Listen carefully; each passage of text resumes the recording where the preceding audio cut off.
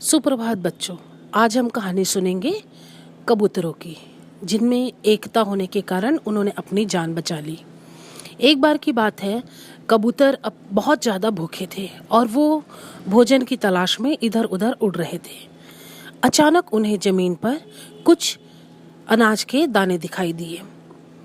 वे सब नीचे उतरने लगे तो जो उनका नेता था उसने कहा, आप लोग नीचे मत उतरो, देखो वहाँ पर किसी शिकारी ने जाल बिछा कर रखा है। लेकिन कबूतर तो थे भूखे, उन्होंने अपने नेता की बात नहीं सुनी और वो क्या किए, उड़ते उड़ते नीचे जमीन पर उतर गए दाना चुगने। अब जैसे ही वो दाना चुगने नीचे उतरे, वे सब के सब जाल में फंस गए। उन्हें मालूम था, उनके नेता को मालूम था कि बहलिये ने जाल बिछाया है, लेकिन उन कबूतरों को तो मालूम नहीं था और वे उसकी बात मानने को भी तैयार नहीं थे।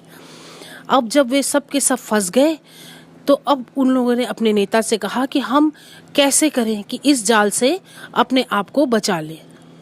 नेता ने कहा, रुको, मैं कोई तरकीब अपनाता हूँ। और नेता ने एक तरकीब सोची।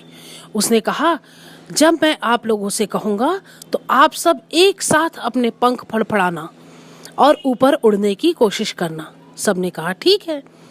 अब नेता ने कहा 1, 2, 3 और सारे के सारे कबूतर एक साथ अपने पंख फड़फड़ाकर ऊपर उड़ने की कोशिश करने लगे।